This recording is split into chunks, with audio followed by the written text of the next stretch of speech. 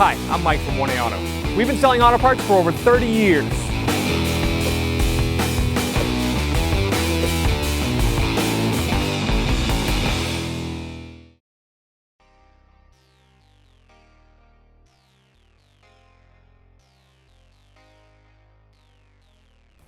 When the vehicle is still on the ground, it'll loosen the lug nuts. The wheel and tire doesn't spin on you when you're trying to break them free. Use the 21mm deep socket on a breaker bar.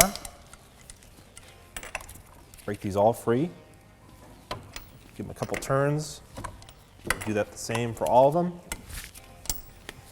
We're going to raise and support the vehicle using our 2-post lift. You can use jack and a jack stands. The vehicle raised and supported, I'm just going to use the socket to finish removing the lug nuts.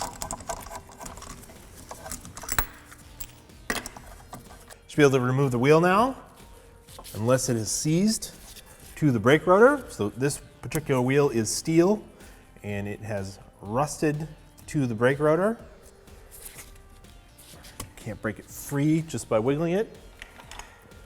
I'll take a lug nut, I'll put it on here. Actually, before I do that, it's very easy to remove these center caps. Just find the little slot right here. You can use a flat bladed screwdriver and it should just pop right off. You can see the hub. This is partially where the wheel rusts because it rides on this hub. I'm going to spray some rust penetrant in here. Spray some in the openings, the wheel studs. Install a lug nut. I actually like to use 2 so the wheel doesn't tilt too much because I'm going to hit it with a mallet to break it free. So you want to hit on the tire. It might take 1 good hit, it might take 10 good hits, but eventually it should break free. And just make sure that the vehicle is supported securely if you're hitting on this wheel.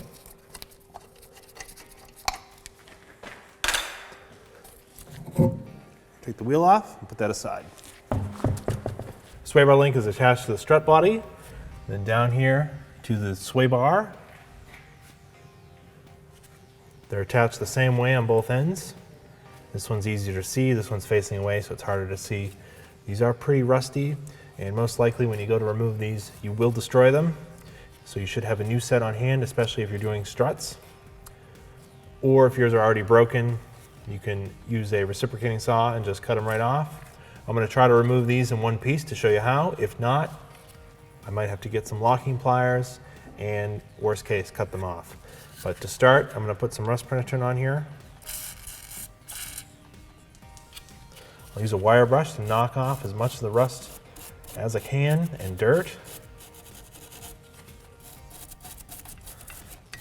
There is a spot in here for a 5mm Allen key or hex drive.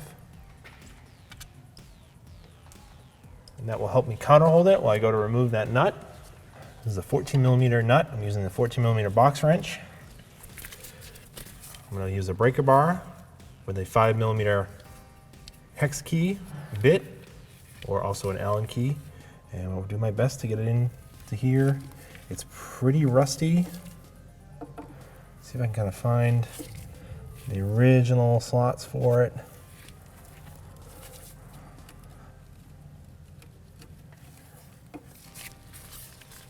Sometimes you can get them lined up as best you can by hand. You can take a small hammer and just tap it in.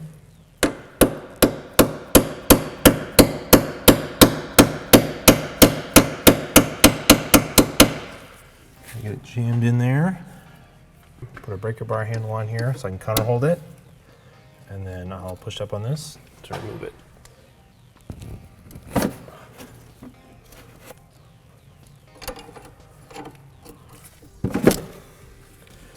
Yeah, this one's just going to strip.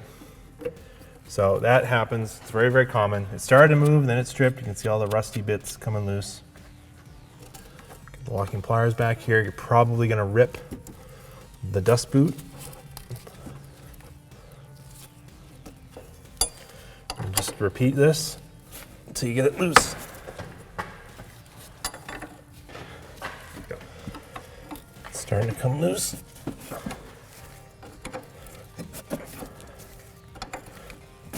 Once it gets past the end, it usually goes a lot easier.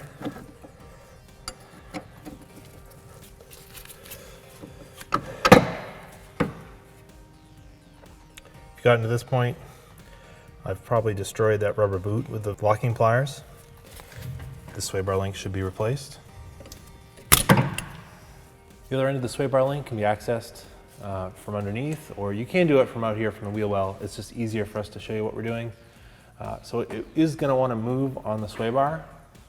So I'm going to take the other end and put it back up on the top and just lightly thread on the nut. This will give me a little tension on it.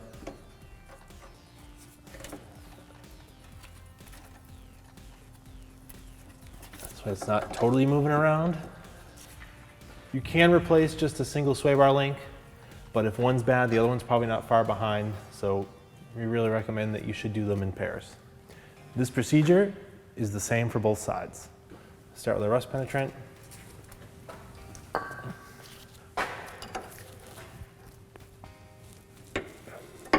Just repeat this until you get it loose.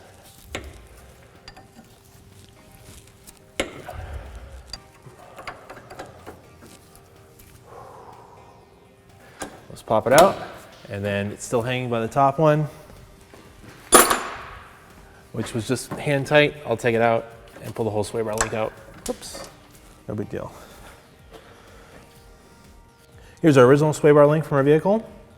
Here's our brand new one from 1A Auto. So one of the things that is nice, it does have a hex key on here, so you can counter hold it instead of trying to put an Allen key or a hex key in here. This actually has a 6-point. So you can put a wrench over here. Comes with new nuts. It's the same design. This will work great and fit great in our vehicle.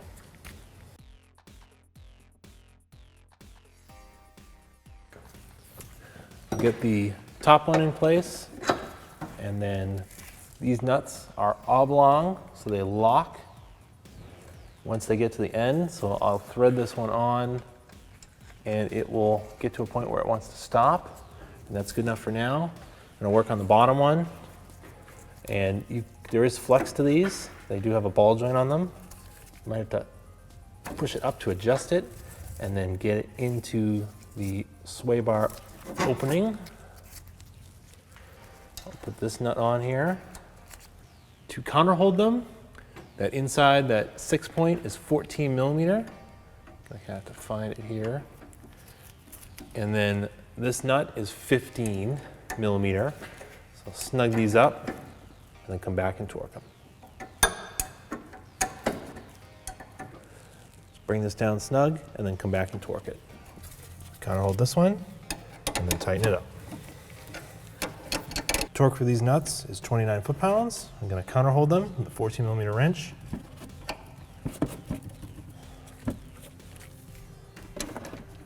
Use the torque wrench.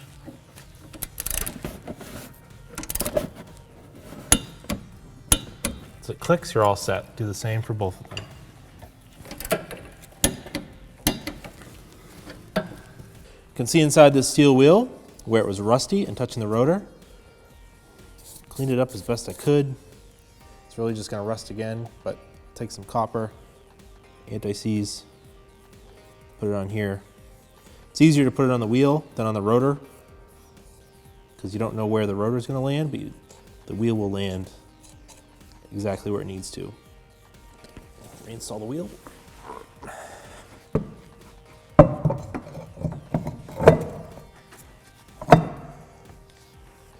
I thread the lug nuts on by hand. Just going to use the socket, get these seated.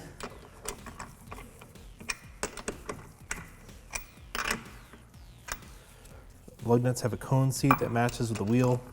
It'll sort of align itself. Now I can lower the vehicle to the ground and torque the wheel. Torque the lug nuts to 76 foot-pounds in a cross pattern.